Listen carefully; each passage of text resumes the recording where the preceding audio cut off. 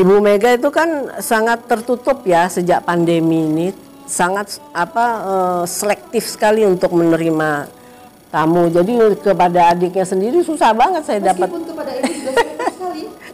Begitulah, harus PCR dulu.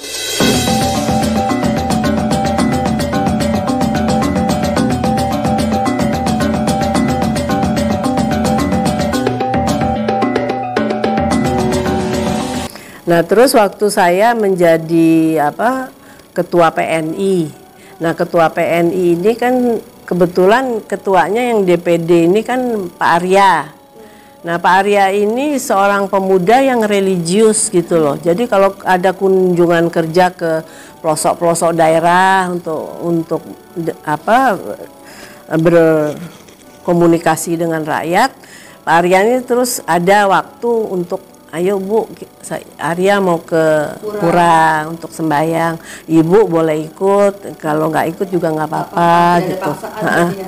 Tapi kan saya mau dong, saya mau lebih tahu lagi kan, soalnya saya juga pernah melakukan. Jadi kalau Arya ajak ke pura ya saya ibu ikut gitu. Tapi kan jadinya semakin sering karena dia religius gitu ya. Setiap kunjungan ada aja deh gitu. Jadi untuk cara bersembayangnya penganut Hindu, ibu lebih tahu deh, begini. Lebih tertarik dan ya lebih sudah gitu. Berarti salah satu faktor juga yang mengakibatkan ibu semakin matang untuk memilih Hindu itu adalah Pak Arya salah satunya. Ya, pengaruh dari beliau. Dan selain memang sisi ibu memang senang sekali dengan budaya dan seni itu, Bu. Bisa diceritakan sedikit saja detik-detik menjelang ibu tuh memutuskan di usia 70 tahun untuk menjadi dari memeluk Hindu, bisa diceritakan kepada masyarakat luas? Artinya kan ibu sudah kental sebetulnya sudah ingin ya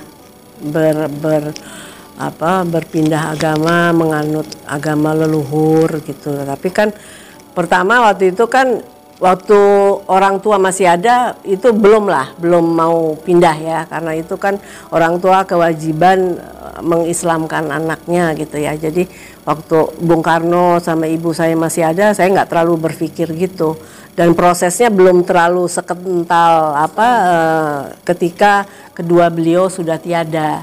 Waktu kedua beliau setelah tiada, saya bersuamikan juga Islam gitu, tapi sudah mulai lebih mendekati, lebih menghayati tentang agama Hindu gitu. Kemudian saya pernah sih bicara sama suami saya, mungkin satu waktu saya akan kembali ke keyakinan agama leluhur gitu. Seperti apa tanggapan beliau? Ya nanti bagaimana prosesnya lah gitu ya. Sikap saya kan hormat ya kepada suami gitu.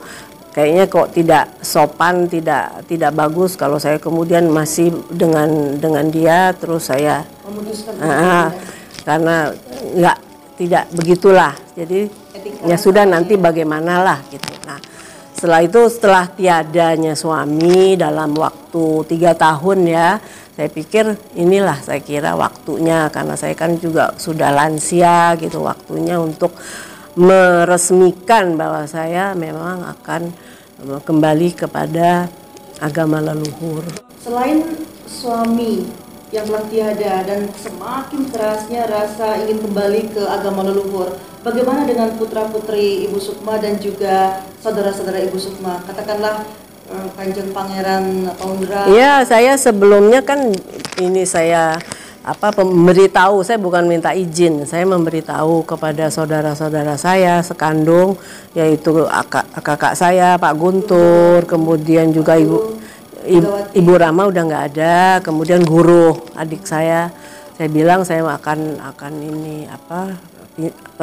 berubah agama dan kembali ke agama leluhur gitu.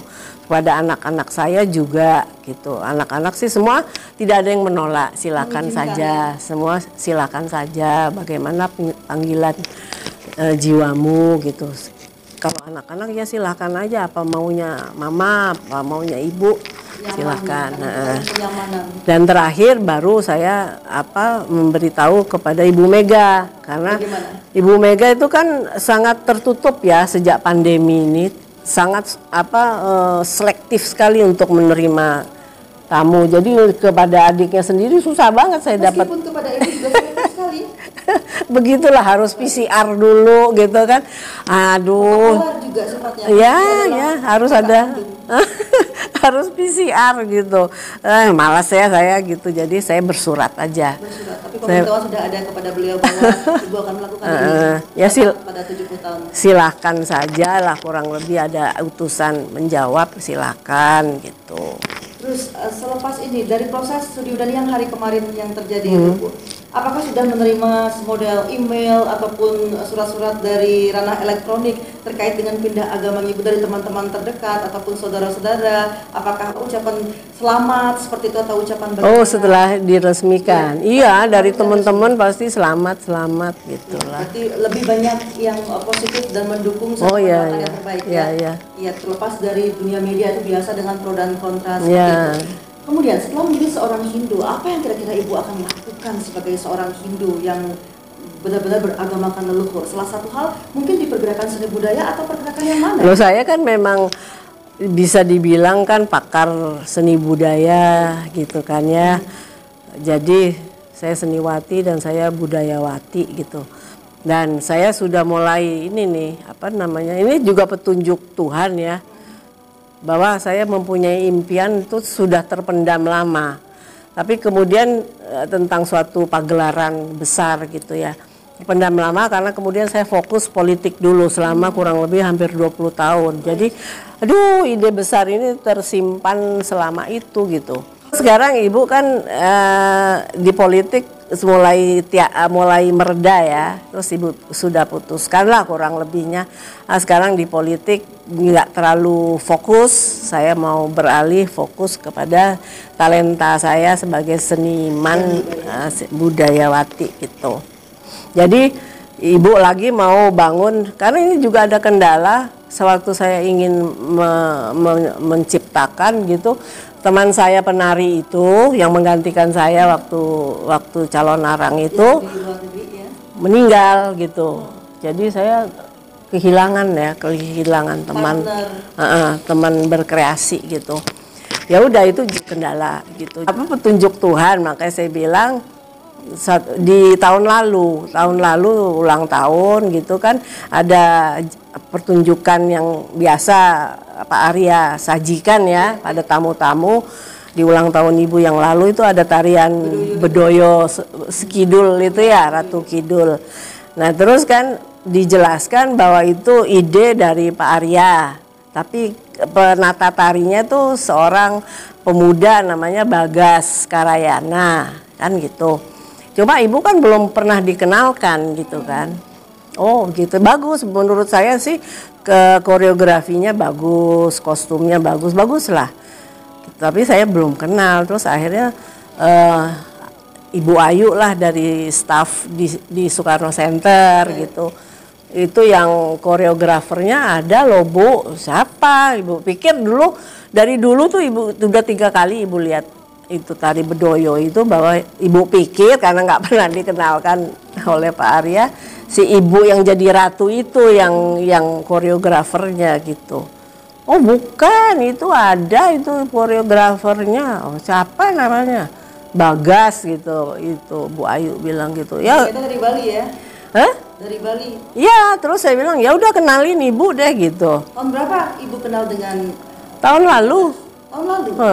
Setelah hari malam ulang tahun, besoknya saya minta dikenalkan Bagas. Kemudian ya sekarang bisa akan mewujudkan suatu berkenalan. Nah ini namanya petunjuk Tuhan. Oh ini nama Bagas. Ya terus siapa namanya? Dia berkeinginan apa kita bisa berkreasi bersama. Nah namanya kan itu udah satu anugerah ya. Ibu punya mimpi, dia juga ingin lagi juga punya mimpi untuk berkreasi bersama lah, kurang lebih gitu. Ya udah, jadinya saya dapat partner gitu. Menggantikan yang kemarin sudah meninggal. Nah terus jadinya ya kita sudah mulai menggarap suatu karya cipta, judulnya Topeng-Topeng gitu. Terus grup kita ini namanya Studio Inspirasi.